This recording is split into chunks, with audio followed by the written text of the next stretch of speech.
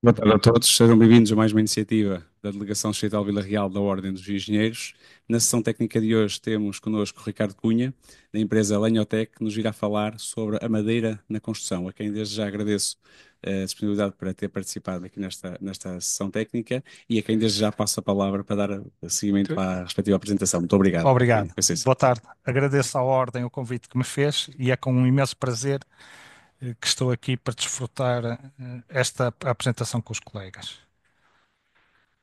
Os objetivos gerais desta apresentação é identificar as madeiras mais utilizadas em Portugal, caracterizar as propriedades físicas, tecnológicas e mecânicas da madeira, identificar anomalias na madeira, sua origem e implicações em obra, caracterizar a degradação biológica da madeira e reconhecer os tratamentos adequados à degradação da madeira. Esta apresentação é muito vasta. Eu já dei esta apresentação na Ordem dos Engenheiros, portanto, e vou-vos pedir desculpa de passar alguns slides à frente, mas estejam perfeitamente à vontade para porem as questões que acharem pertinentes. Por questões, por questões de apresentação e para não haver bloqueios, os vídeos e fotografias que eu tinha para apresentar, irei deixar ficar para a parte final, caso tenhamos tempo. Portanto, o que é importante na madeira é a questão da conversão, a transformação. Como é sabido, a madeira é um material anisotrópico. E depois temos que identificar as madeiras através do gão, a textura, o fio, o veio, a cor, o brilho e o cheiro. O teor em água, retração, higrospicidade, estabilidade dimensional e as classes de riscos de obra. Densidade, massa volúmica e dureza, durabilidade natural da madeira e a sua impregnabilidade. Dentro das propriedades mecânicas, que nos interessa bastante, especialmente a vocês, é a compressão, a tração e a flexão. A madeira e a sua aplicação na construção civil, madeira como material sustentável, novos produtos de madeira e seus derivados, certificação de produtos de madeira ou derivados, classes de qualidade e, neste caso, seria para ser realizada uma visita a empresas do setor. O que é que quer dizer sociologia? É a parte da botânica que estuda a madeira e a histologia da madeira. Começo por apresentar uma solução, uma opção do arquiteto Ren Koolhaas, concebe um projeto mais pessoal e pouco usual nos Alpes austríacos, cheio de megas projetos que o fizeram famoso. Ren Koolhaas desenha uma casa familiar e minimalista com vistas espetaculares para o Lago do Céu. O que é que se passa aqui? Reparem, estamos perante uma classe de risco de obra 2, interiores úmidos, e o Ren Koolhaas elege uma madeira que tem durabilidade 5. É uma madeira não durável. A forma AG, como o próprio nome diz em francês, é queijo. Portanto, esta é uma madeira da classe de durabilidade 5. Numa classe de risco de obra 2, esta madeira vai apodrecer com muita facilidade. Vai ser atacada por fungos cromogéneos, alteração da cor e do aspecto da madeira, e depois vai haver podridões. Portanto, aqui é logo uma má opção por parte do projetista, do arquiteto. Porém, reparem dois pormenores que é importante nas vossas obras. A madeira não vem até à parte de baixo e o tipo de acabamento vai aumentar a durabilidade e o desempenho da madeira. Madeira. A madeira é um material de primeira necessidade, cada vez mais utilizada e para o qual descobrem incessantemente novos empregos. Uma boa madeira deve ter anéis de crescimento anuais finos e regulares, uma cor uniforme e ser tirada de um fusto direito sem defeitos. Aqui temos logo duas questões e que neste momento está-se a valorizar muito, tendo em conta as características, as singularidades da madeira. Reparem, temos aqui um carvalho com a zona do Borne, que dá este figurado, e a arquitetura e os prescritores já procuram estas singularidades das madeiras. Neste caso aqui é um pavimento acabado a tinta branca, é muito vulgar também ser a tinta cinzenta ou preta, e reparem a particularidade do. Isto é uma conífera, que irão ver mais à frente, e reparem que a densidade do lenho final e o do lenho inicial, o lenho final é muito mais denso que o lenho inicial, por isso é que a tinta agarrou ao lenho branco, ao lenho mais leve, enquanto o lenho mais denso, o acabamento não tem tanta boa aderência. Portanto, é a partir das propriedades da madeira que se elegeu este tipo de acabamento. Antigamente, isto é uma obra de reabilitação, é na Praça da República, em Lisboa, e abrimos janelas para ver o estado das madeiras. Portanto, isto é madeira de pinho em que se utilizava aparas de madeiras para fazer isolamento acústico, não é? Depois tem as típicas gaiolas pombalinas. Aspectos que devemos ter sempre presente na madeira: é um produto natural. Nunca conseguimos ter duas peças iguais, num soalho e numa folha. Isto é uma vantagem, como também pode funcionar como desvantagem. Pronto. A sua variabilidade, os colegas que fazem projetos de estruturas de madeiras têm alguma dificuldade em trabalhar com material que tem uma variabilidade de 30%. Portanto, em termos de cálculos estruturais, a madeira coloca algumas dificuldades. É um material ecoeficiente. A sua anisotropia, portanto, a madeira não tem o mesmo comportamento em função da direção que elegemos. A sua ergospicidade, as propriedades da madeira variam com a umidade. A influência de fatores externos. Os fatores externos que vão nos afetar as madeiras é a temperatura e a umidade relativa. Aspectos a considerar na especificação das madeiras, produtos. Começamos aqui por dois recordes. Em Portugal, fundamentalmente, só temos duas madeiras, duas espécies para dar madeira, que é o pinho bravo e o eucalipto globulus. O eucalipto globulus é a espécie mais plantada em todo o mundo e é excelente para a pasta de papel, mas pode ser utilizada para estruturas de madeiras e para pavimentos. A árvore mais alta do mundo é uma sequoia sempervirens. Porquê? Porque uma má gestão florestal abateu-se o eucalipto, como vocês terão a oportunidade de ver. O eucalipto será a árvore mais alta do mundo, brevemente, e a árvore mais alta na Europa é um eucalipto numa quinta em Coimbra.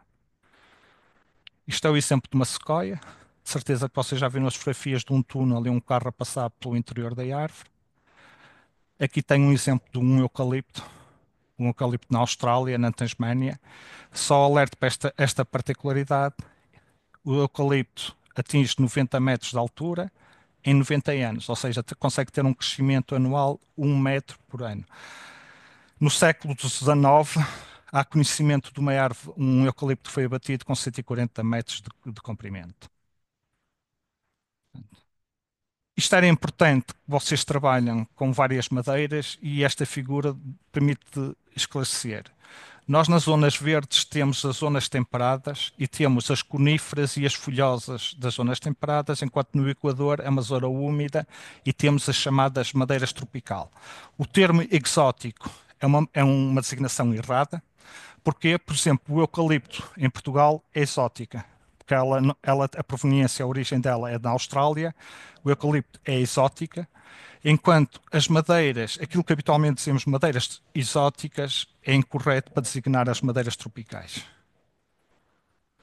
Madeiras temperadas e tropicais. E agora aqui no planisfério podemos ver onde é que temos as coníferas e as folhosas temperadas, os casos dos carvalhos, dos castanheiros, dos freixos, nas zonas temperadas, e depois temos a floresta úmida na zona do Equador.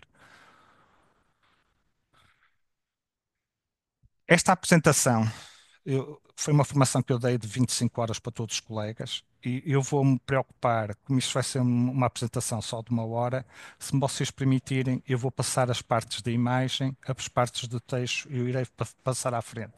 Mas quero que estejam completamente à vontade para porem as questões que acharem pertinentes. Vejam, o carvalho é, é a madeira mais utilizada em carpintaria. Ela é plantada desde a Europa Ocidental até a Europa Oriental.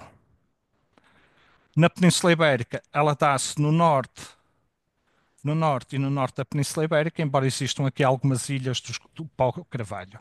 Portanto, as folhas características do carvalho. Este é um carvalho europeu e vocês vão ver a diferença dos carvalhos europeus.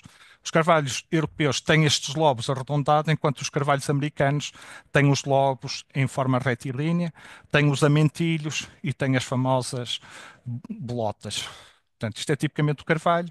Uma coisa que vocês deviam distinguir, e o comportamento da madeira é completamente distinto em função de uma árvore isolada. Vejam que o fusto, a parte comercial e com valor, é muito mais baixa e a árvore começa a ramificar do que ser floresta de plantação. Vocês estão a ver que as árvores estão a entrar em competição e, portanto, elas procuram a altura e tendo menos nós e madeira, fustes mais limpos, mais elevados. Uma plantação de chopo, e estamos a ver folhosas, da região temperada, o castanho, o eucalipto, também é uma folhosa. Enquanto estas caracterizam-se por chegar ao outono e a folha começar a cair, o eucalipto, a folha é perene. Temos aqui a origem do eucalipto globulus. Este é o nosso o eucalipto plantado em Portugal e o eucalipto mais plantado. E isto é um esquema muito simplista das várias seções da madeira. Temos a secção radial, que geralmente é listada, a secção tangencial, que é o figurado, e a secção transversal. Quando nós queremos identificar as madeiras, nós precisamos ter estes três cortes para facilitar a identificação da madeira. O corte radial apresentam aqui os raios modulares, muito característico no carvalho, aquilo que é conhecido por flores ou espelho. A peça tangencial, aquilo que vocês estiveram a ver, estes raios modulares encontram-se aqui projetados nestes riscos. Isto caracteriza a madeira do carvalho. Em termos transversal, o corte por cima, vemos a porosidade em anel, tipicamente característica do carvalho, e os raios modulares. Um esquema representativo, e vocês conseguem ver no plano o raio modular em corte tangencial, o raio modular em corte transversal, e temos aqui o raio modular em corte radial. Tangencial, radial e transversal. Exemplo de uma madeira tropical em que vocês veem a porosidade, só que aqui a porosidade é difusa. Não é em anel como é a característica do castanho, do carvalho, do freixo. Coníferas. Coníferas traduzem-se por folhas em agulhas ou escamas. Conforme o próprio nome diz, coníferas em cone, apresentam uma pinha. As folhas são sempre presentes, a folha é perene, não é caducifólica, e temos aqui um exemplo do pinheiro bravo. E vejam a importância deste fuste. O fuste é esta parte. E vocês conseguem ver que eu, a partir daqui, consigo obter madeira mais limpa e isenta de nós. Exemplo de outras coníferas, a araucária, a pseudotsuga. A pseudotsuga e está-se a utilizar muito em construção, especialmente em casas de madeira. Por exemplo, o ateliê do Huawei, que fomos nós que fizemos o projeto de licenciamento, eh, utilizou esta madeira com proveniência de França. Em França é a segunda conífera mais plantada. É, se calhar vocês conhecem pelo pinho de orégano. Ela é originária dos Estados Unidos, do estado de Washington, eh, e é uma conífera. Nós temos aqui na zona de Vila Pouca, da Guiar, temos algumas plantações bastante significativas de pseudotsuga. A araucária, no Brasil, e depois temos a pícia. E a pícia, se a gente pegar nas folhas, ao contrário dos abetos, as folhas picam.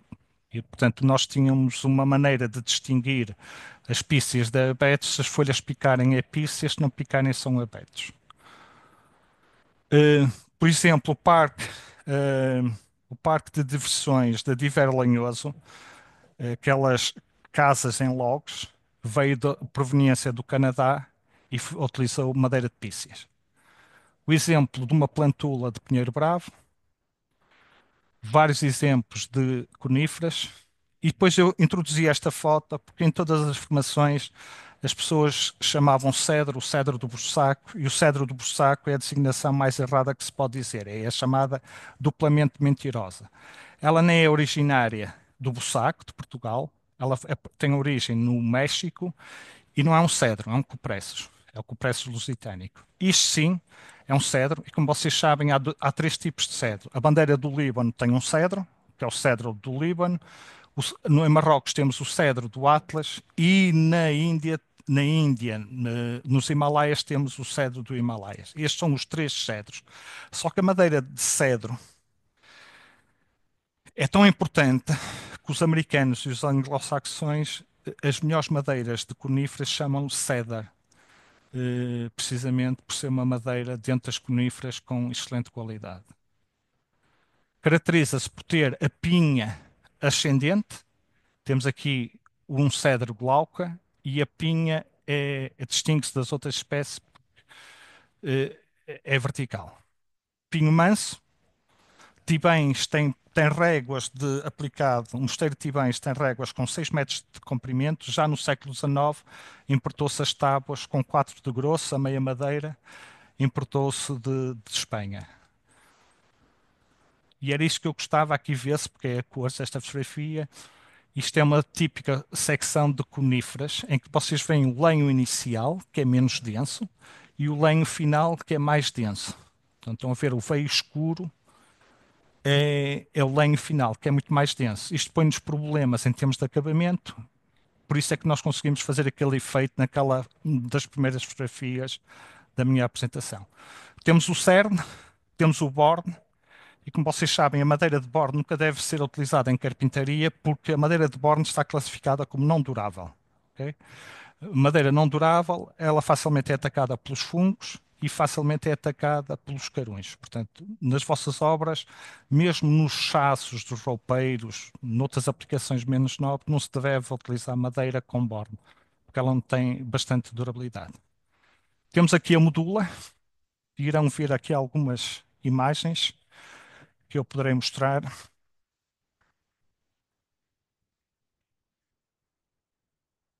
Reparem, o problema que nós temos nas vigas, em obra, é precisamente este.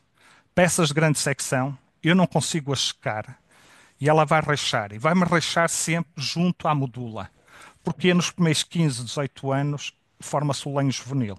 Portanto, o lenho de melhor qualidade é o lenho adulto. E acontece sempre isto. Nós muitas vezes somos chamados por vocês às obras. Porquê? Porque as vigas, ou melhor, nós não temos torres de grandes dimensões. Então temos, o que é que geralmente o serrador faz? Corta a meio a medula e tem uma viga deste lado e outra viga deste lado. Quando isto vai para a obra, o lenho próximo da medula começa a rachar. Eu não vos mostro as figuras de uma obra. Isto é uma madeira de freixo. Isto é do nosso pinho bravo. E acontece sempre isto. Portanto, o que é que se devia fazer em termos de transformação? Devia-se cortar esta madeira e daria madeira para barrotes, para outra aplicação menos nobre. E este madeira aqui teria melhor qualidade. Porque reparem, é impossível eu querer secar num secador peças com grandes dimensões. Portanto, é tudo impossível. Muitas vezes esta madeira vai para a obra verde. E então começa a secar. E a secar acontece o que está aqui. Ok?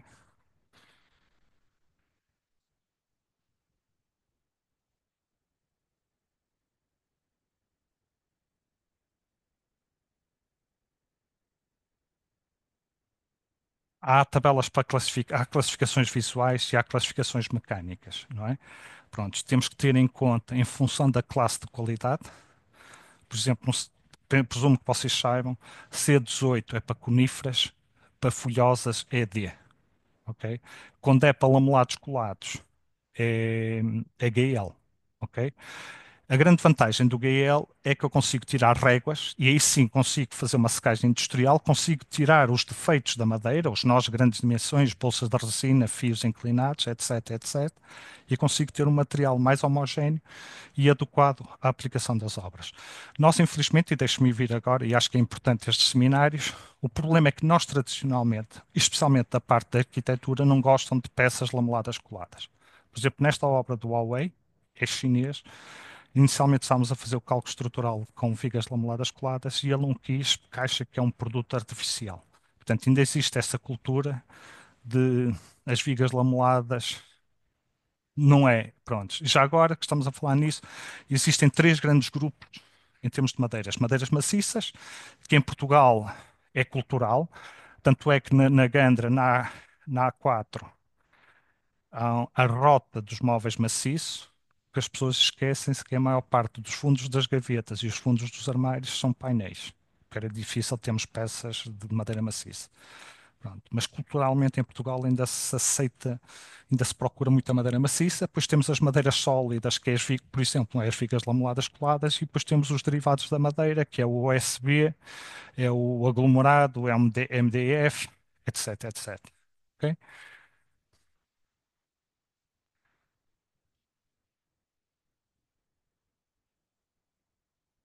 Isto é o plano. Eu estou a andar para. Deixem, pronto. Temos os planos, o tangencial, o radial e o transversal. O que vocês estão a constatar, nós muitas vezes fazemos cortes estilológicos, vocês em obra querem que se identifique as madeiras e nós para identificar as madeiras só através de cortes estilológicos. E o que é que vocês podem notar? Vocês notam que o lenho inicial, ou perdão, o lenho final, são estas células em que a parede é mais grossa e o espaço, o lumen das células é mais pequeno, em comparação com o lenho inicial. Estão a ver que a parede das células é mais fina e o espaço lumen é maior. E daí temos comportamentos completamente distintos da madeira. Isto é um corte transversal em que vemos as pontuações aroladas e todas estas estruturas ajudam-nos a identificar se é uma riga velha, se é uma riga nova, se é casquinha branca, se é casquinha vermelha. Em termos de esquema, este slide está fora do sítio, porque este é das folhosas que nós já vimos. A questão que eu coloco aqui, faça a minha apresentação, façam-me o favor de esquecer este slide está repetido, é nas folhosas. Olhando para estes dois esquemas de madeiras, quais é que vocês acham que são as folhosas e quais são as coníferas? Atenção que na linguagem anglo-saxónica, eles dão a estes dois termos um caráter tecnológico. Dizem para as folhosas hardwoods e para as coníferas softwoods. Ou seja, a densidade é importantíssima. Ok, faça aquilo que eu apresentei, onde é que vocês acham que estão o esquema das folhosas? É este? É este? Das coníferas é este? Ou é este?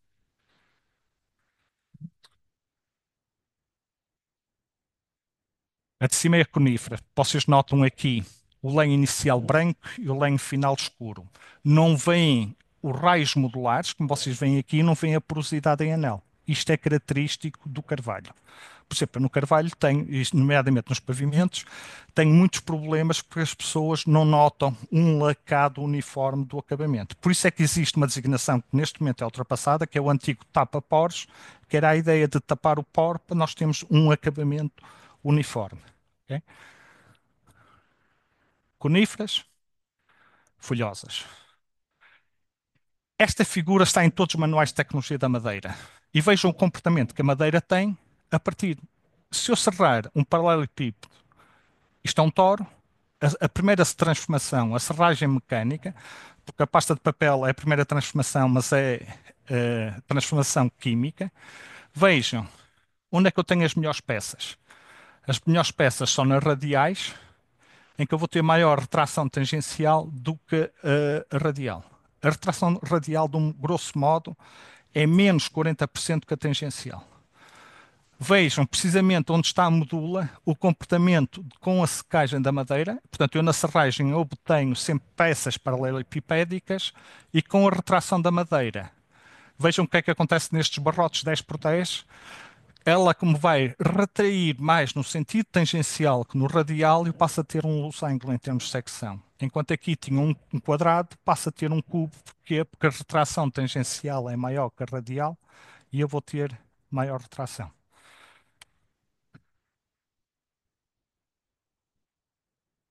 Reparem, eu uma vez estava a avaliar uma estrutura e disse à colega colapso da madeira.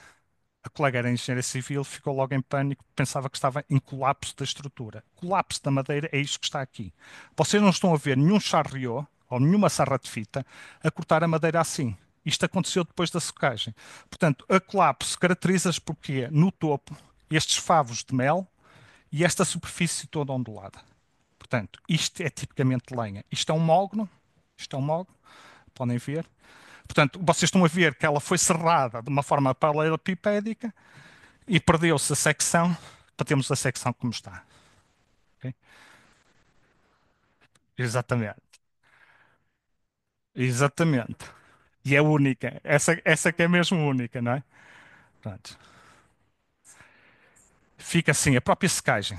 Poderiam dizer que foi uma secagem muito brusca. É evidente que a secagem mais brusca acelera este processo e degrada mais a madeira. Mas isto é uma secagem ao natural, acontece isto. Não, esta foi secagem natural. Pronto.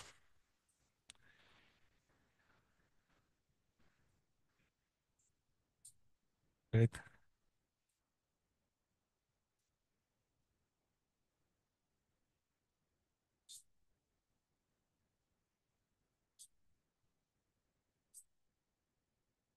Tens dúvidas?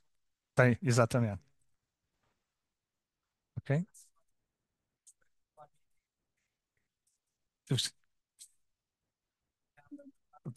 Não é natural.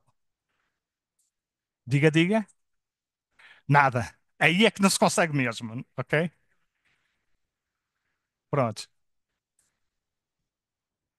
Pronto.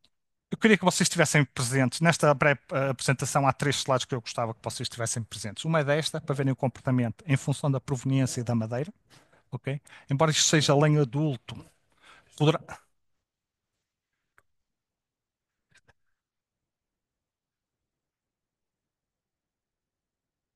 no charreiro não corta esta peça aqui. Esta aqui é teórica. Corta a tábua, ok? Pronto. Eu tenho aqui uma apresentação que é só de 5 minutos e acho que era importante para vocês, especialmente quando estamos a trabalhar com peças estruturais, é chamadas tensões de crescimento. E acho que vocês têm física para isso.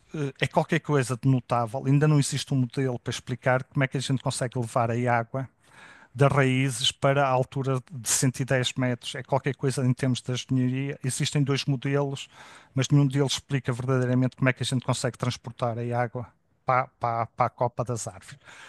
Hum, Portanto, as tensões de crescimento é o que mantém a árvore em pé. A partir do momento em que começa a serrar, eu tenho uma zona em tração, que são os lenhos periféricos, tenho uma zona em compressão. A partir do momento em que começa a serrar, desequilibra estas forças. Uma figura aterradora que eu vou voltar, se eu metesse uma cinta, a cinta estava em tração e a minha barriga estava em compressão. Mas se eu pegasse numa tesoura e cortasse a cinta recolhia e a minha barriga expandia. É muitas vezes isto que acontece na madeira. E muitas vezes, com uma secagem mal feita, as tensões de secagem acrescentam às tensões de crescimento. Portanto, é importante termos, contemporizarmos esta situação nas madeiras que entram em obra. Madeiras,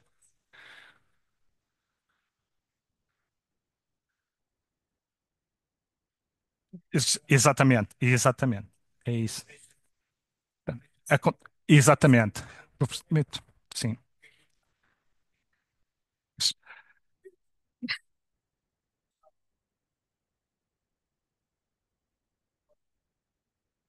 Veja, vocês viram algumas árvores de povoamentos, elas estão em competição umas com as outras. Mas as árvores de bordadura, ao junto aos caminhos, vocês vão ver que a copa cresce para a zona em que tem espaço. Portanto, a copa vai ficar desequilibrada. A árvore, para se manter em pé, o que é que vai criar? Vai criar lenho de compressão e lenho de tração. E o que é que acontece? A medula é excêntrica. Portanto, supostamente, esta madeira devia ser logo triada no pinhal, que não é isso que acontece. Vai para a serração, e nós na serração aproveitamos, e depois vem a madeira toda misturada, e nós temos comportamentos díspares que muitas vezes não compreendemos em obra, como é que esta régua de soalho está a rachar todo, está a empenar todo. Pronto. Portanto, a triagem devia ser mesmo em povoamento. Eh,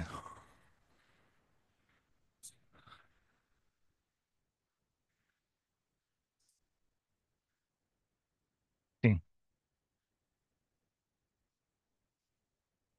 claro que sim.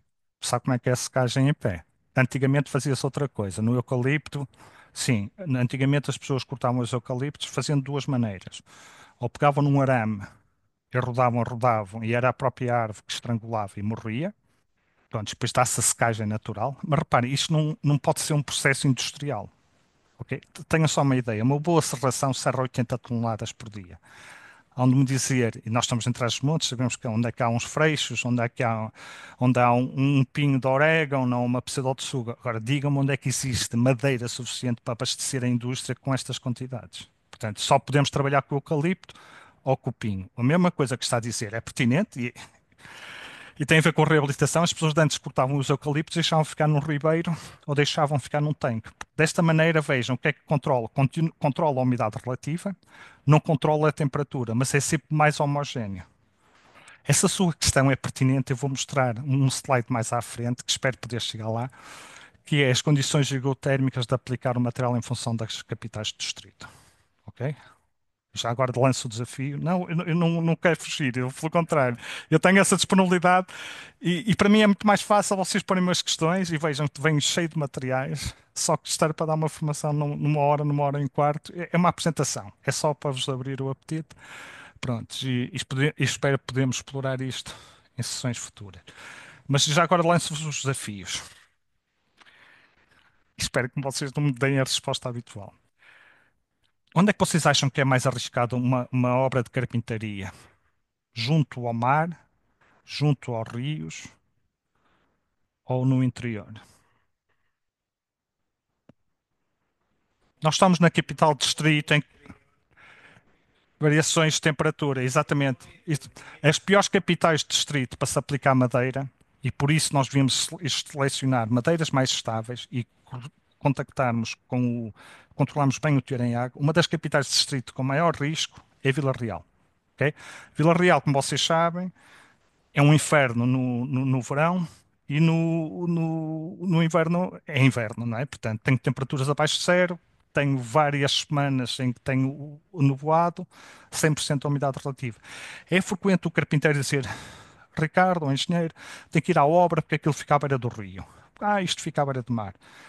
Reparem, estas obras provavelmente têm que ter uma umidade de instalação da madeira mais alta. É o caso de Viana do Castelo, que é considerado o penico de Portugal. Mas o problema é quando eu mando as madeiras muito secas para estas obras. Mas reparem que há pouca variação entre o inverno e o verão. Ok? Agora, em Vila Real, Castelo Branco, Porto Alegre, o risco é bastante elevado. Ok? Isso vão ver dois slides a seguir. Portanto, anisotropia e higroscopicidade, influência de fatores externos e estabilidade. Reparem, mais uma vez, isto é um corte histológico, lenho final, lenho inicial. Vejam que até microscopicamente conseguimos distinguir o que é lenho inicial do lenho final. E na água? A água nas madeiras temos três tipos de água. Temos a chamada água livre. Não sei se vocês já viram um eucalipto a ser abatido. Assim que vocês abatem o eucalipto, cai água em bica. Portanto, está a sair a água livre. Esta é a fase 1 da secagem. Esta água livre facilmente cai, sai da madeira. Depois tenho a água de absorção. Atenção, é com D, não é com B. É a água que fica agarrada. Se eu tivesse aqui uma garrafa de água, se eu tivesse uma garrafa de água, tirasse a tampa e vertesse, a água livre sai mais rapidamente. Vocês olham para as paredes, que é as paredes da célula, vocês veem a água da absorção. Esta água tem que acrescentar temperatura e circulação do ar. Portanto, só à medida que eu tiro esta água da absorção, começa a haver a perda de dimensão. Okay? Só agora é que eu tenho retração da madeira. E depois tenho uma água de constituição. Essa água de constituição só retiro quando queima a madeira. Ok? Portanto, tenho aqui estas três águas importantes. E já agora, há três teores em água da madeira que são muito importantes para vocês. Uma é o 30%, se calhar para vocês o 30% não interessa muito, porque o 30% é a partir deste ponto que a água ao sair, saindo a água da absorção à retração da madeira. Os 20%, depois vocês vão ver mais à frente nos documentos, é o ponto. Se a madeira tiver 20% de teor em água, é o ponto em que é mais suscetível ao ataque de fungos, de podridões, fungos cromogéneos. E depois temos os 6%. Abaixo de 6% temos a alteração da química da madeira. Por isso é que temos o termomodificado. O termomodificado eu retiro a água livre, a água da absorção só tenho a água de constituição. E por isso é que há a alteração da cor da madeira. Portanto, esses três pontos são os mais importantes da madeira. 30%, 20% e os 6%.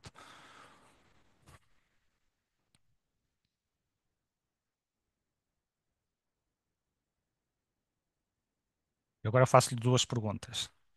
Com aquecimento central ou sem aquecimento central? 9 mais ou menos 2%. 9 mais ou menos 2. Ponham sempre um intervalo. Especialmente no teor em água, se vocês medirem na mesma peça, uma boa peça e bem seca tem sempre uma variação de 1%. Portanto, metam-me sempre um intervalo, porque senão vocês não recepcionam matéria nenhuma nas vossas obras. Ok? Sem aquecimento central, vai depender da localização da obra, mas em princípio temos como referência 12 mais ou menos 2%. Ok? Sim. Deixem-me só pôr-vos uma pergunta. Quantas classes de risco de obra temos?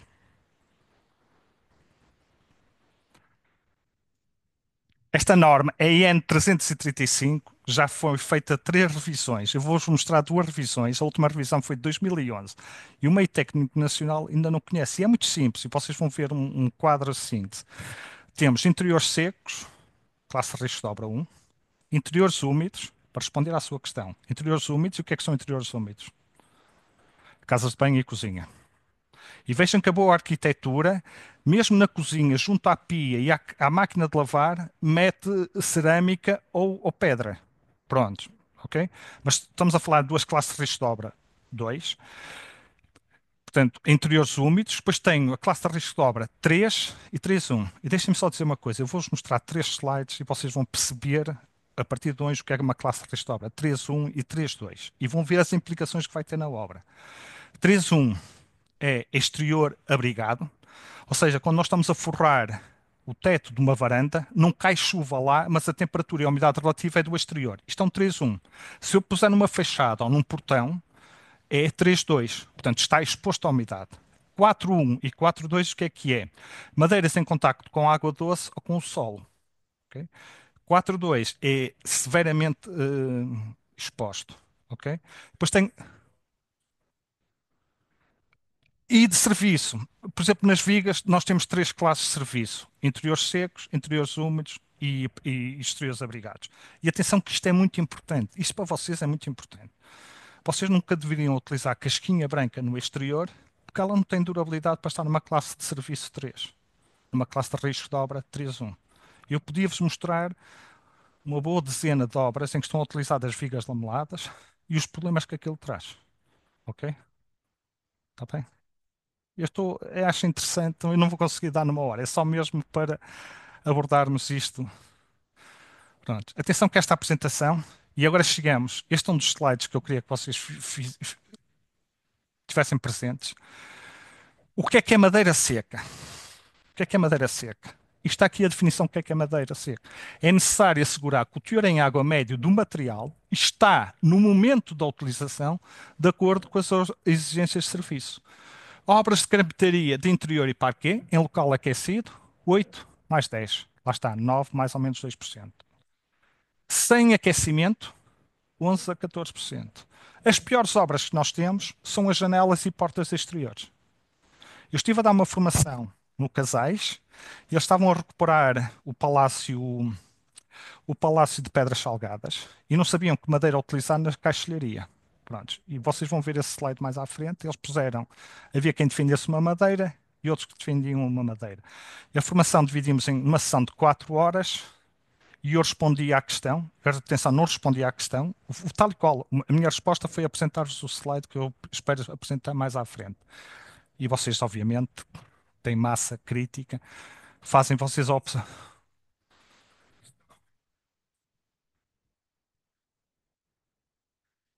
Isso é o que é o problema. Vocês, atenção que eu preparei esta formação fundamentalmente para a direção de obra. E vocês têm 2 graves problemas, que isto é muito bonito eu ser teórico. Eu sei que estou a ser teórico, mas vocês muitas vezes chamam-me para prevenir algumas situações. Ok? Infelizmente só nos chamam a posterior. E vocês têm algum espírito crítico porque reclamam com o carpinteiro, que estão ali com um problema. Por exemplo, no Palácio a seguir a Pedra Salgada, de Vidago, havia uns painéis no anfiteatro em Cerejeira. A caixaria não foi colocada, era um vão bastante grande, não foi colocada, e durante o inverno os painéis mancharam. Fungos cromogéneos, obrigadinho, Hugo. Os fungos cromogéneos começaram a manchar. O problema o que era? Era folha desenrolada, por isso um aspecto figurado. Quando você substitui um painel, tem que substituir uma série de painéis porque a folha está toda casada.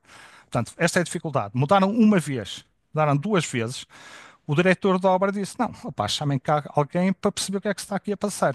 E o problema era precisamente esse. Ok? Portanto, concluindo, não sei se concretizei.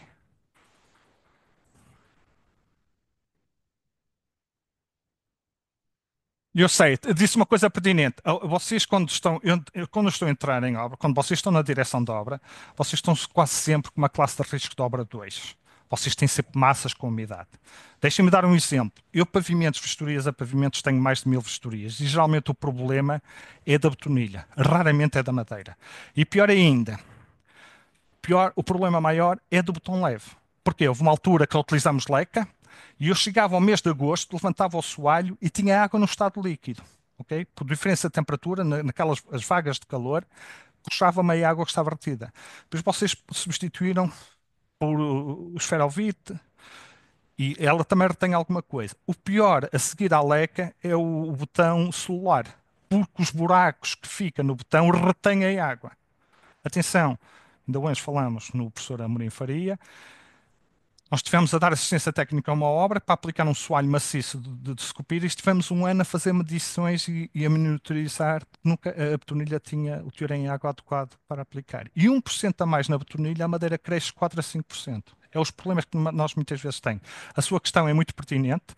Portanto, vocês têm prazos, e geralmente traduz-se em multas, se não cumprem com os prazos, e têm um problema de obra. Geralmente as massas estão frescas e tem esses problemas, está bem?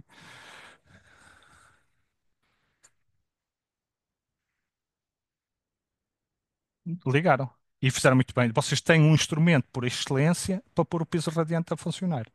Pronto, e agora deixa meia culpa. Os meus primeiros relatórios que eu fiz, eu aconselhava não utilizar pavimentos de madeira em pisos radiantes. Reparem, o piso radiante foi inventado para tentar competir em materiais cerâmicos e pedra que não são tão competitivos com a madeira, porque a madeira é um material quente. O que é que acontece? Eu não defendia por dois motivos. Primeiro era esse, as pessoas, por causa da garantia da caldeira, nunca punham a funcionar antes. Portanto, aquilo que me está a dizer é correto. E se os produtos que vocês estão a aplicar tiverem marcação CE, vem com um manual de instalação. E o manual de instalação diz pôr o aquecimento, o piso radiante a funcionar, porque temos uma excelente ferramenta para secar a betonilha.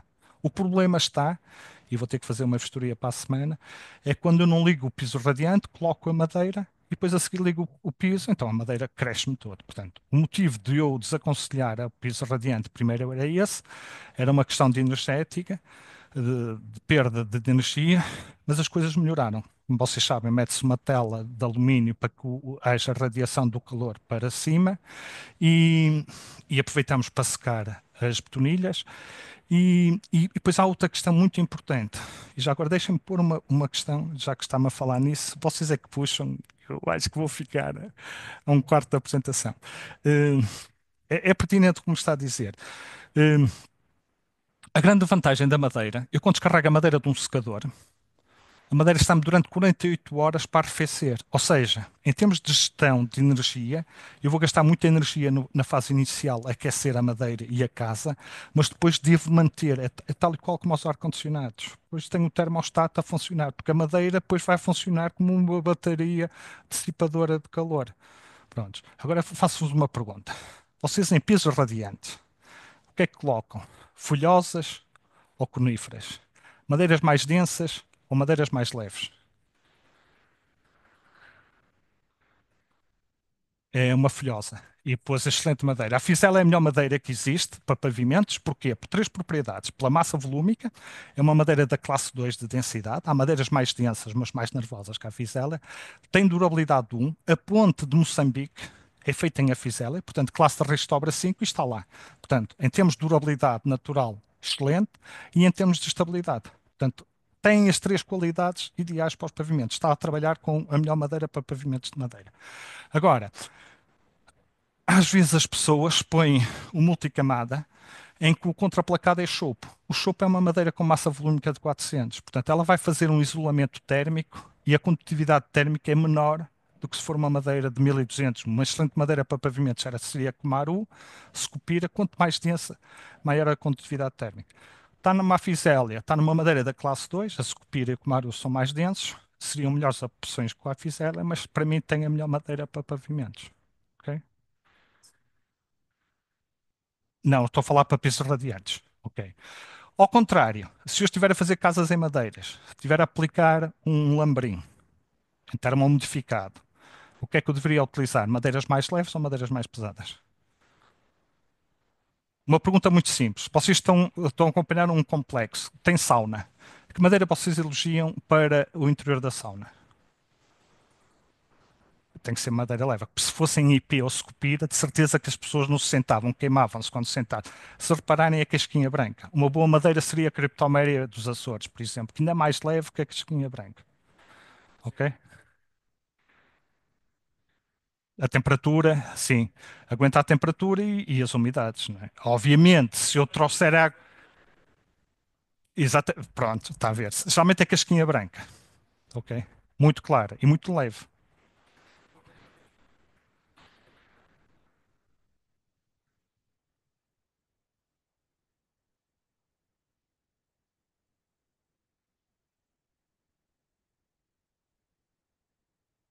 A ceder, certo?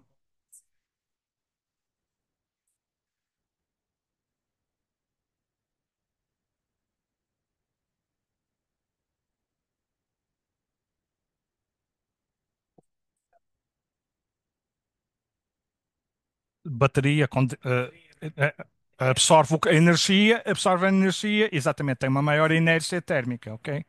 Está bem? Pronto. As janelas de portas de exterior, e vocês estão a ver uma interface de exterior em que está exposta às umidades do exterior e depois está exposta a condições ou carpintaria de interior com aquecimento ou não. Portanto, são as piores obras. E são as piores obras que podemos ter, 13 a 16. Obras exteriores não obrigadas, 15 a 21, aí vai depender da localização. O deck,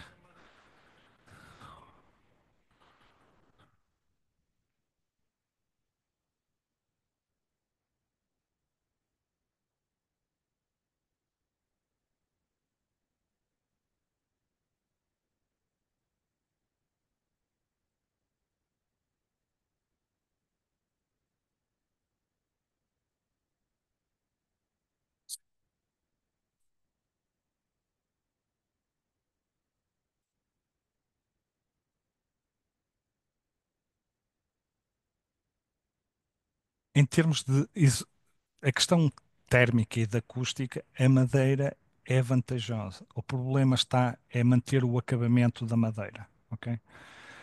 A única obra em que eu estive foi em Vinhais. A Câmara Municipal de Vinhais montou um matadouro e uma serração para valorizar as madeiras e os produtos locais. O matador rapidamente desfez, a serração nunca esteve a funcionar, depois pediram-nos apoio para pôr-nos a serrar e a secar a madeira. Pronto.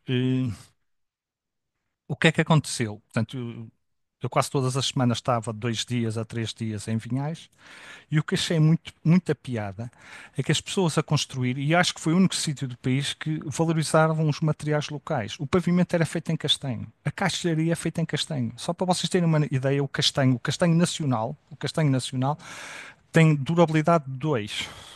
O Palácio, o Palácio da Bolsa, as janelas todas eram em castanho e tem uma durabilidade excelente. E que se eu der um acabamento adequado, aumenta a durabilidade e o desempenho dos meus produtos. O problema na madeira é ter um acabamento que mantenha durante 7, 10 anos, etc. O problema da janela em madeira tem esta grande vantagem: isolamento acústico e térmico. Aliás, como vocês sabem, as janelas têm, não é só as janelas de madeira, têm marcação CE e tem uma série de ensaios. É um produto bastante complexo. Sim. Este é um protimeter. Está errado, portanto, mas era importante a gente fazer a medição de água. A ideia não é fazer durante o fio da madeira, mas perpendicular ao fio da madeira, para termos um valor médio, ok? A verificação do teor final em água da madeira, segundo os procedimentos. Só uma questão, eu vou-vos dar esta apresentação. Se vocês me darem um e-mail, isto eu vou pôr em PDF, isto será para vocês, ok? Portanto, isto é uma recepção em obra. Alerto-vos já para esta situação. Devia-se colocar aqui uns barrotes para que esta madeira não esteja em contacto com a betonilha. Vocês vão ver o que é que se fez a seguir, precisamente para responder às questões que está a pôr. Obra inicial, desumidificadores. eh, Portanto, a madeira é garapa. Esta é a tabela, é o plano da amostragem, tendo em conta o referencial normativo. O número de lotes, se eu tiver uma lote, tenho que inspecionar uma lote, portanto, é, uma lote é, isto seria uma lote, ou seja, Um lote, sim, exatamente. Sim, geralmente até vem plastificado a preto, não é? Sim. Pronto, isto aqui é um atado. Esta aqui até nem está fitada. A madeira devia estar fitada por causa dos empenos. Geralmente tem cinco réguas, isto tem um fito e depois tem uma palete. Pronto, ok? Isso seria uma lote. Mas quero que estejam perfeitamente à vontade para porem as questões. Portanto, aqui em questão, número de peças, imaginem 150 réguas, devíamos ter que ler 30 amostras, mais 10.000, devíamos ler 80. Portanto, isto é o teor em água. O teor em água da madeira.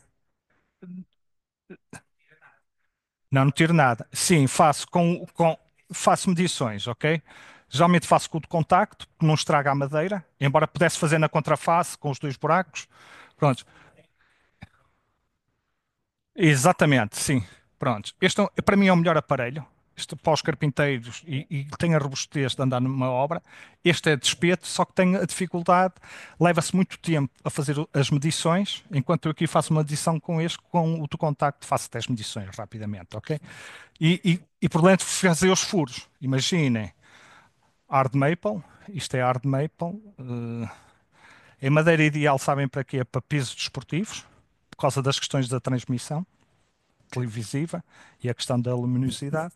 Esta é a melhor madeira, embora um bocado nervoso, não é por acaso que temos aqui umas juntas um bocado abertas. Ok? Mas o resto não está assim muito mal. Portanto, isto é um higrómetro de espeto. O que nós O procedimento, nunca devemos fazer medições a 30 centímetros do topo, devemos fazer a um terço da largura e a um terço da espessura. E temos o valor médio, ok? Isto é uma norma EN 13.183, parte 2, ok? Peço desculpa. Posso? Pronto. O que eu nunca, vocês têm um aparelho, a fiscalização tem um aparelho, eu nunca vou estar a discutir aparelhos. O que é que nós fazemos? Fazemos as medições, registramos os valores de todos os aparelhos. O método que é válido é um método de laboratório das pesagens. É tirar um proveto, 2 por 2 a 30 centímetros do topo. Plastifico, peso, levo a uma câmara, um secador, a uma câmara, 103 graus mais ou menos, e vou fazendo pesagens. Quando eu não tenho variações de umidade, quer dizer que tenho só madeira, madeira anidra, sem só com água de constituição. Isto é o aparelho que se utiliza, carbonato de cálcio, para medir o teor em água. E aqui a gente faz uma determinação da betonilha. De uma maneira geral, a betonilha está sempre seca. Quando chegamos ao botão leve, é que as coisas complicam um bocado.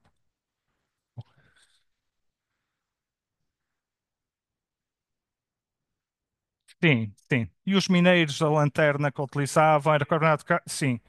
Isto é carbonato de cálcio que vai reagir, eu recolho. Sim, isto tem uma escala de 20 gramas, 50 gramas e tem uma escala absoluta. Portanto, e faço a leitura. Reparem que aqui a betonilha estava muito alta. Não sei se vocês têm noção, uma betonilha seca 2.0, se for piso radiante é 1.7. Reparem que aqui a betonilha está 4, está aqui nos 4,8. Exatamente, com a água, exatamente, é isso, ok? É uma reação exotérmica, a parte de baixo deste cilindro começa a aquecer e muitas vezes a gente tem que interromper o ensaio porque a pressão é tão grande que estraga o equipamento, ok? É isto que a gente faz? Sim. Reparem, eu depois posso-vos deixar um ficheiro, esse ficheiro a dar o mérito a quem foi uma formação de secagem da madeira, tinha lá a fórmula e houve um formante, que até era angolano, que ia ficar à frente de uma fábrica de móveis em Angola. Ele levou a fórmula e depois criou um fecheiro de Excel. Eu posso, quando deixar esta apresentação, posso deixar isto.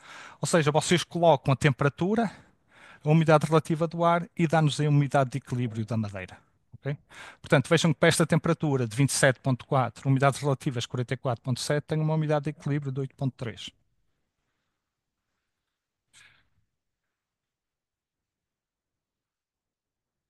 Grandes amplitudes, exatamente. Aqui em Portugal.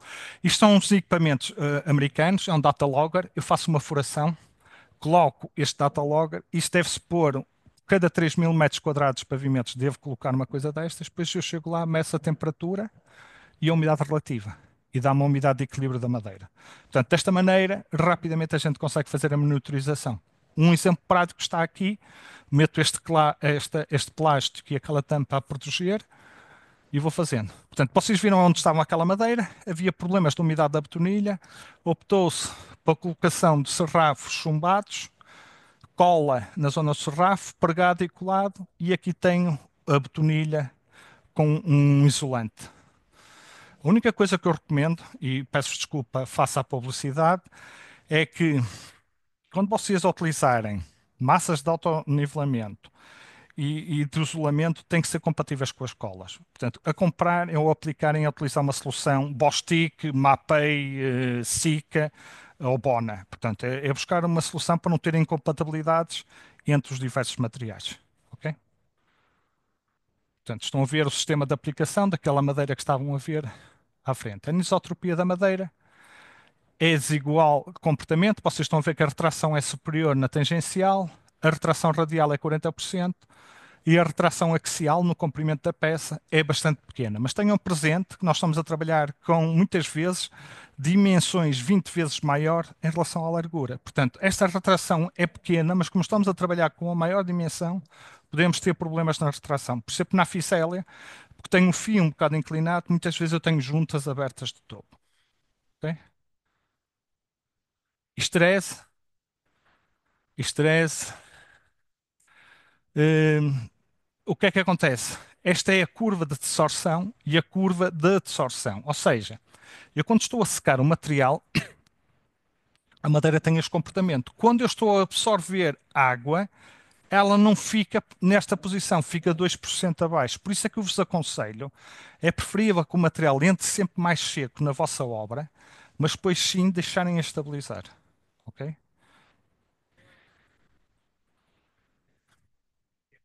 Sim.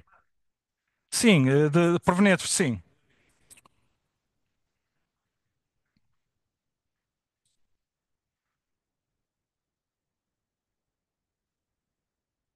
Certo. E tem tensões mesmo. Pronto, eu tive duas situações dessa.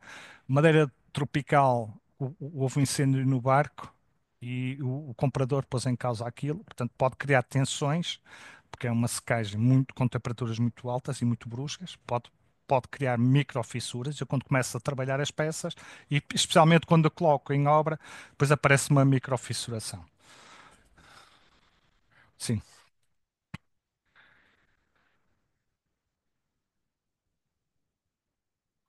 Atenção que a casca é uma proteção. O eucalipto arrebenta de toiça, porque é uma capacidade adaptativa que as árvores têm para ultrapassarem a questão dos fogos florestais. Como vocês sabem, na Austrália e nos Estados Unidos é uma problemática de antes era superior à nossa. Agora já parece que estamos a caminhar nesse sentido. É como o sobreiro tem a cortiça também era uma proteção para os sobreiros. Portanto, existe ali alguma proteção e a própria madeira faz isolamento térmico. Ok?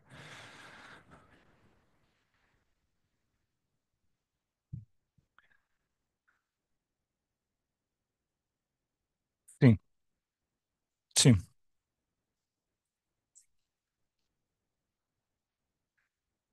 Há dois problemas muito mais graves que este, que é o cheiro acamado da madeira atrai os colitídeos e por isso vão fazer uns buracos na madeira e geralmente as madeiras azulam com mais facilidade e apodrecem, e, sim, são mais suscetíveis, exatamente. Pronto, o que eu gostava,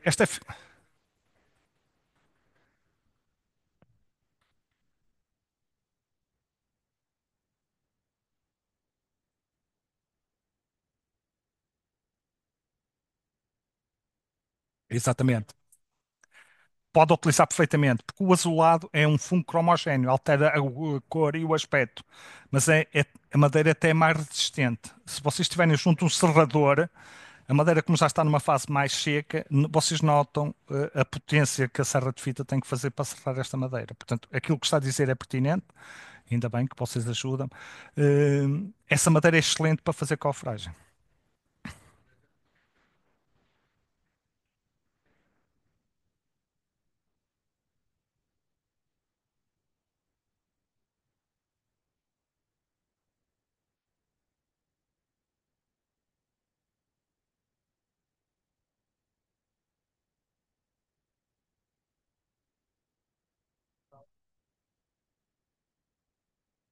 Pois.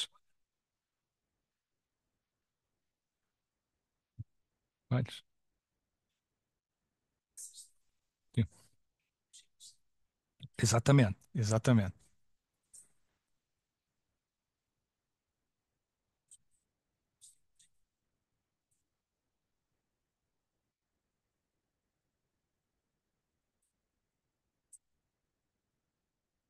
Há uma diferença entre, eu não queria ir por aí porque não é a minha área de competência, mas há a diferença entre fogo e incêndio, não é? Há um pinheiro nos Estados Unidos que a pinha tem que entrar o fogo, atenção, o fogo, para a pinha explodir e disseminar os pinhões. É a única forma, porque senão a pinha fica completamente encerrada. Portanto, o fogo é natural. O incêndio é que tem uma causa humana e isso é que é mais complicado. Mais questão. O que eu gostava que vocês estivessem presentes, mas não se preocupem, isto é chamado Abaco de Coleman, mas eu depois vou-vos dar um fecheiro que é o HEM, que é a umidade de equilíbrio. Mas só para vocês perceberem a filosofia que está aqui, portanto, vejam, para uma temperatura de 20 graus, que é a temperatura de conforto, não é? 20 graus e 65% de umidade relativa, a umidade de equilíbrio da madeira é 12%. Ok? E porque é que agora, com o aquecimento central, a temperatura continua a ser a mesma de conforto? Atenção, eu só pus aqui para o lado, só para não ficarem sobrepostas, mas supostamente para 20 graus e 50% da umidade relativa, a umidade de equilíbrio desta madeira seria este ponto. 9 seria 9,4. Portanto, daí estamos a dizer que as madeiras em carpintarias com aquecimento central deviam ser 9 mais ou menos 2%. E é o que está nas normas, ok? Era isso que vos queria dizer? O quê? Porque as condições da obra são diferentes. Reparem, uma carpintaria de interior sem aquecimento controlado, eu tenho 20 graus e 65%. Valores médios. Exatamente, exatamente. Veja, num secador, uma situação de secador, 60 graus e 40% de umidade relativa, veja qual é a umidade de equilíbrio da madeira. 6%. Se eu deixasse a caminhar para o infinito, a madeira ia secar toda para 6%, porque são estas as condições de obra. Ok? Pronto. Um dos slides que eu queria que vocês estivessem presentes é o que vem a seguir. Portanto, isto pegamos nos últimos 30 anos do Instituto de Meteorologia e Geofísica e temos a temperatura média mínima, a umidade relativa máxima, o que corresponde a uma umidade de equilíbrio. E vocês podem constatar que, no caso de Vila Real, se eu estivesse a construir uma pérgola ou um deck, no inverno a madeira ficava com 22,3 e no verão seria 8,3. Agora o que eu vos pergunto, qual é que seria o teor em água que vocês era recomendado para Vila Real, para deck? Não depende, não depende, não depende, porque eu já tive pessoas que são conservadoras e dizem, ah pá, eu meto a madeira verde. Só que o problema é que ela vai secar para o verão e vem para os 8,3. O que nós devemos fazer é somar as duas por um valor médio. Para que a amplitude, ou seja, a umidade vai absorver e não só, como a madeira está mais seca, por causa do fenómeno de estresse, ela nunca chega a este ponto de 22,3. Portanto, a umidade recomendada.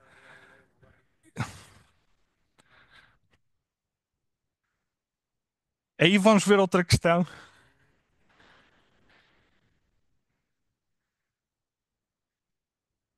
Pronto. Isso é pertinente, eu espero a gente ter tempo. Dê-me tempo, esteve. Temos? 7h30? Sim, sim. Pronto, se calhar iria ficar por aqui. Vejam, em função daquilo eu agrupei onde o risco é desprezível é em Faro e Évora, e vocês estranham, em Faro, porque geralmente as pessoas dizem no Alentejo, onde o risco é maior, Bragança, Castelo Branco e Vila Real. Temos uma amplitude muito grande entre o inverno e o verão. Ok? Isto é os dados do Instituto Nacional de Meteorologia e Geofísica, agora não se chama assim, portanto, os últimos 30 anos. E vocês vão me dizer, eu gostava de saber os próximos. Opá, mas isso, trabalhamos com valores médios. Pronto, isso acho que vocês entendem. Portanto, isto foi no anfiteatro dos casais e foi de uma semana para a outra.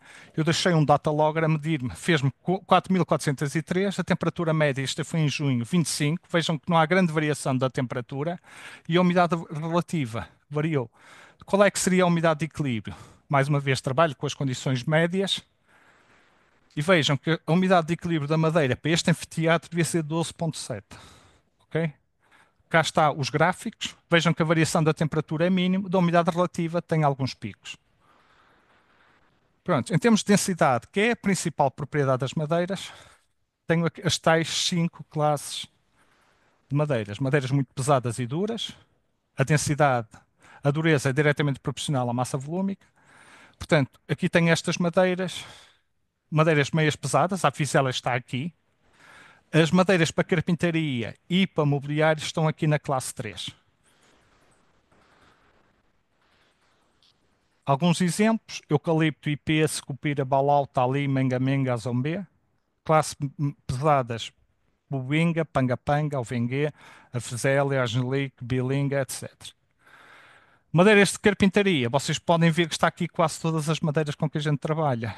O carvalho americano, os sapelos, a teca, o louro. Uma coisa que vos queria dizer: quando vocês quiserem fazer uma pesquisa para um projeto vosso, procurem encontrar o nome em latim. Se vocês pegarem no nome em latim, vão ter a informação mais rigorosa e mais completa, ok? Esta tabela fiz para os pavimentos. E vejam que sim, porque, por exemplo, o pau-ferro. O pau-ferro é a designação mais errada que existe. O pau-ferro, estamos a falar de 20 madeiras completamente diferentes. Portanto, nós devemos ou trabalhar com o nome em latim e, atenção, com a certificação que o FSC é obrigatório nas faturas virem o nome em latim. É obrigatório. E vocês vão ver, tendencialmente, vocês vão ter cada vez mais as madeiras que vocês comprarem hão de vir em latim. E pronto, e a partir daí vocês veem se é adequada ou não é adequada para a vossa obra. Pronto, o que é que o Kiti fez? Nome, o nome piloto, o nome em latim, a retração e a estabilidade. Ou melhor, perdão, a dureza Monin e a sua estabilidade. E vocês podem ver que as madeiras mais densas têm pouca. Pronto. Nós na madeira, é outra coisa que continuamos a dizer em Portugal, continuamos a falar em defeitos da madeira, em termos europeus falamos em singularidades. Portanto, nós devíamos abandonar os defeitos da madeira e falar em sim em singularidades da madeira. Reparem que isto não é um problema só nosso. O Robert Standard, um designer, concebeu este projeto que é chamado Pure Mass. Este banco só de madeira tem imensos nós, algo que é normalmente considerado como menos puro, de menor qualidade estética. Aqui torna-se a principal qualidade do objeto, dizendo-nos orgulhosamente que quer ser apreciado só por ser diferente e bonito. Ok? Exatamente. Ok? Vejam, há uma norma portuguesa. A única norma que vem nos cadernos de encargos, geralmente é a NP 180, que é os defeitos da madeira. E vocês dizem que as madeiras têm que ser madeiras limpas, com qualidade. A norma NP 180 tem 132 defeitos. Nós que trabalhamos na madeira devemos ser uns perfeitos anormais, trabalhar com material que tem 132 defeitos. Eu na CT14 Madeira já pedi para mudar o nome à norma, para defeitos pôr singularidades, porque a norma até é muito interessante, explica a causa e a consequência desta singularidade. Para mim, o erro que está é de tirarmos os defeitos e as singularidades. E reparem, só nos nós a gente classifica quanto à forma, quanto à aderência, quanto ao estado, quanto à localização da pressa, se é agrupado, se é cavidade ou não. Quase 50% destes defeitos são os nós.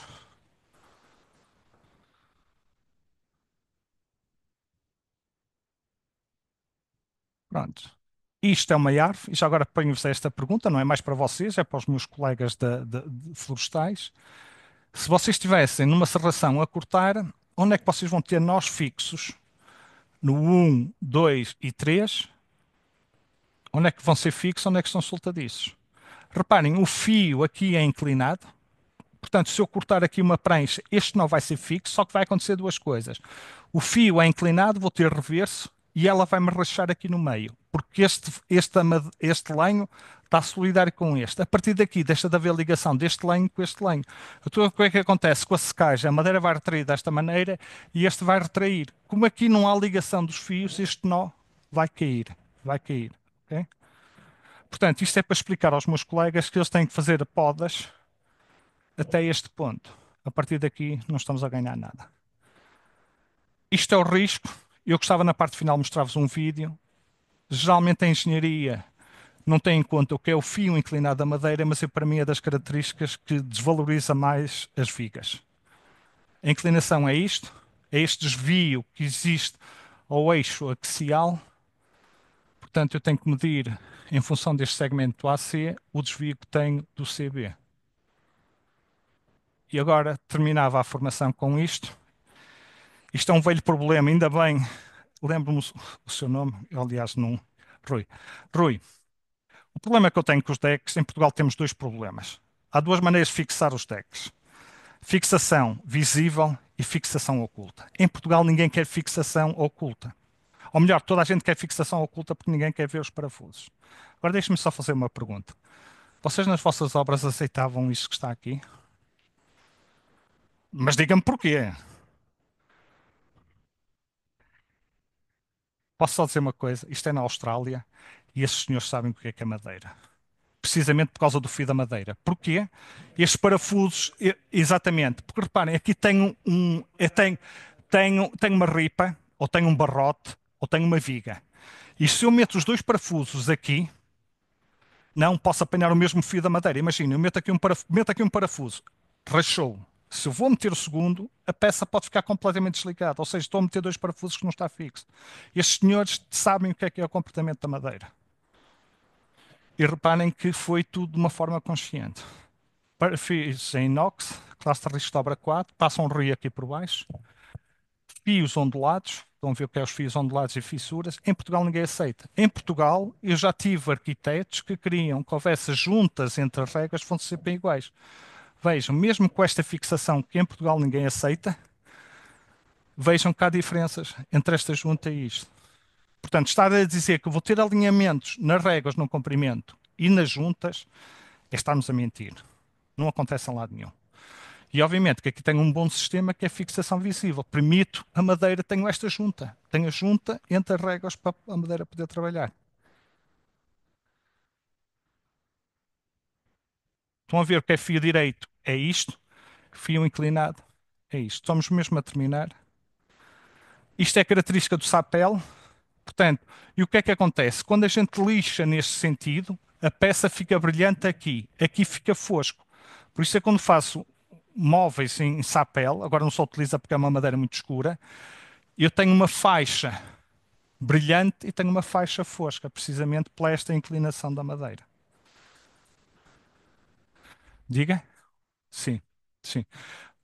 O lenho de compressão, reparem que aqui é diferente o lenho de reação, compressão nas coníferas, de tração nas folhosas. Vejam, porque esta árvore cresce com a medula excêntrica. Portanto, esta madeira nunca irá ser boa.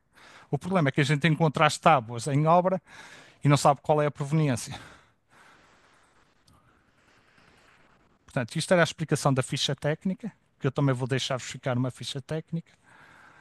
Portanto, e eu queria acabar esta breve apresentação. As propriedades de cada madeira orientam o seu emprego. Só para concluir, nós temos madeira que a 12% pesa 80 a 90 kg, que é o caso da balsa, e temos madeiras a pesar 1200 e 1400. Ou seja, estamos a trabalhar com um material com uma diversão.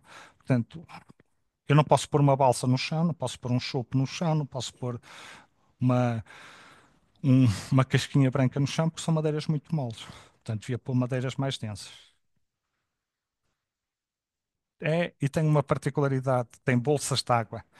Se vocês pegarem numa prancha, vocês chegam aqui a uma zona, uma bolsa de água, e tem água 120%, 80%, e nunca mais consegue tirar aquela água. Sim. Aliás,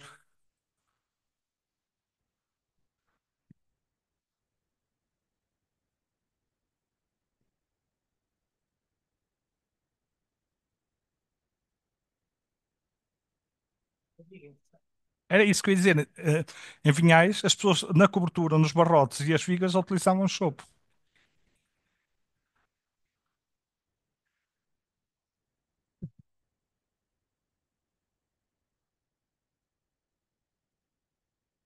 O pessoa toda. Pois, pois, pois. Que reparem, as madeiras mais densas são mais resistentes. O chopo, estamos a falar de uma madeira que tem uma densidade de 420. Portanto, é demasiado leve. Ok? Não sei se há alguma questão que queiram ver respondida da minha parte. Está. Tem, tem, tem.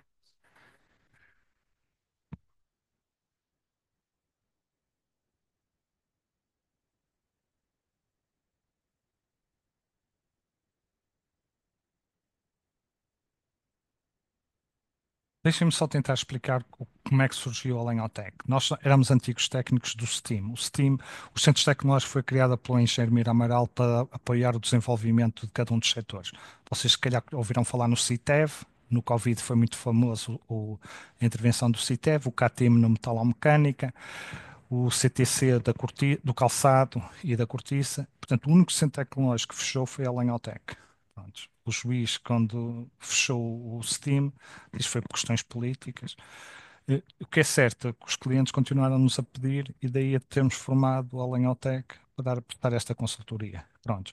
Em relação ao Steam, damos muito mais formação que o que dávamos no Steam. E estamos certificados pela DGERT para dar formação. Fazemos mais ensaios in situ nas obras, graças a vocês. Vocês são uns clientes bastante exigentes e geralmente a gente faz um percurso ao contrário, vimos de montante para jusante, à vossa conta. São os nossos principais clientes, são as empresas de construção civil e depois por arrasto vêm as carpintarias.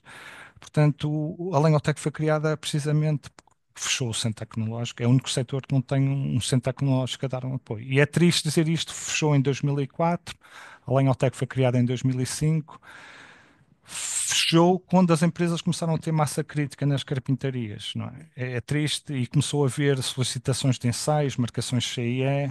Pronto. A única coisa que não conseguimos fazer ensaios de portas corta-fogo, que é uma coisa que vocês pedem muito. Eh, pronto. Da minha parte está. Ok. Ricardo Cunha, muito obrigado pela excelente apresentação e o desafio era enorme, transformar Era. uma apresentação de uma formação de várias horas numa sessão técnica de uma Sim. só hora. Acho que só se resolve isto depois mais tarde com o desafio de lançarmos uma formação Ok. nesta área, mas acho que o objetivo foi cumprido, que era fazer aqui uma primeira abordagem ao tema Sim. e tivemos a sorte também de ter colegas participativos Participativos. e Exatamente. permitiu durante a própria sessão irem colocando aqui algumas questões. Deixo só uma última pergunta. A Lenhotec presta serviços de consultoria quem Era, necessitar, os vossos colegas que necessitarem de, sim, de sim. algumas, A alguns direção da esclarecimentos. obra, sim. Prestamos muita assistência técnica. Deixe-me só dar um dado. Nós somos uma empresa limitada, portanto temos o fim lucro, mas geralmente os colegas, quando têm algumas questões em termos de projeto ou de execução da obra, muitas vezes telefonam-nos ou a pedir informação ou a perguntar a nossa opinião. Eh, Nós, de uma maneira geral, estamos. Às vezes, quando mandam-nos e-mail, a resposta ao e-mail é quase um relatório, mas geralmente somos pessoas disponíveis. Pronto. Mas isso, como está a dizer, existe interesse da nossa parte, dar assistência técnica à obra. Muito bem, muito obrigado. Não sei se há mais alguma questão que os colegas queiram colocar.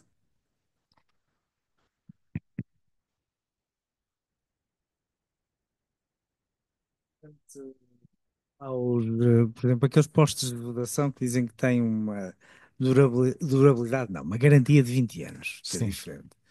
Mas depois daí a garantia para a frente, o que é que em termos de durabilidade, o que é que isso dura?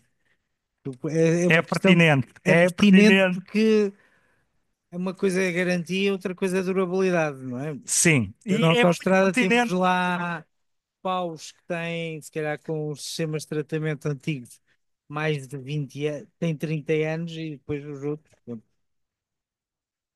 Está aqui. É pertinente a sua questão. Reparem, isto é uma madeira tratada em autoclave. Uhum. O que é que acontece? Vocês têm que pedir a declaração de tratamento e têm que pedir se aquilo é um tratamento para uma classe C3 ou para uma C4. Ou seja, madeira em contacto com a terra e com o sol. Veja, a gente fez um ensaio e quando está este azul, o tratamento está aqui. Quando está vermelho, não tem tratamento nenhum. Sim, sim. Portanto, como é que vocês querem ter aquilo que estava-me a acabar de dizer? Como é que vocês querem pôr estacas? Muitas vezes o tratamento é só meramente superficial. Um ensaio muito expedito que vocês podem fazer é traçar a vara e ver se há penetração do produto. Portanto, está a ver um ensaio muito, muito expedito. Pronto. O ideal é que. Não, isto nós cortamos a peça, ok? Isso, cortamos a peça para a gente ver a penetração do. Portanto, isto seria uma ripa para assentamento de um soalho ou um deck, se calhar provavelmente um deck, mas uma estaca, era importante isto. Isto aqui, acho que é ácido oxalálico. Portanto, quando tem o produto de preservação fica azulado e aqui fica vermelho. Quer dizer que o produto não penetrou em profundidade. Se vocês colocam isto no solo, o que é que vai acontecer? Vai começar a apodrecer pelo interior. Isso é muito pertinente, Mas essa é vossa. engraçado, isso é questão desses, por exemplo, nós temos na autoestrada, a maior parte dos postos são mais antigos, o tratamento era muito mais agressivo e realmente aquilo dura, bom, ficam às vezes, começam a abrir um bocado, mas a apodrecer não. Mas mais recentes são, têm É alguns problemas. duvidoso. Bem, É muito mais, mas realmente fazendo isso, ou queimando-os também. sim. Queimar, eles ficam, fica tudo assim azulado, assim, parece pó blue, não é? Já no tempo dos romanos, agradeço, e por isso é que existe o termotratado, e já agora, já que estamos a falar nisso, é importante, se for para o exterior, devia ser o termotratado da classe D e para o interior da classe S. Mas isso é uma tecnologia já do tempo dos romanos. Os romanos, quando faziam as pontes e as estacas, queimavam a estaca que iria estar em contacto com o solo, precisamente para aumentar a durabilidade Sim, dele. sim. Pronto, os finlandeses aproveitaram esse conhecimento milenar, só que passaram a controlar. Levam as estufas a 210 graus, por exemplo, e a madeira fica toda escurecida. Reparem, quando a madeira, mais escura for a madeira, melhor. O que é que se punha antigamente o óleo queimado? Usava-se o óleo queimado nas madeiras, Dizia-se que aumentava a durabilidade da madeira. estava A bicharada. bicharada, sim. Sim. Está bem? Este senhor esteve muito gosto. Eu, da minha parte, existe toda a disponibilidade. Pronto. Está bem? Nada. Posso sair?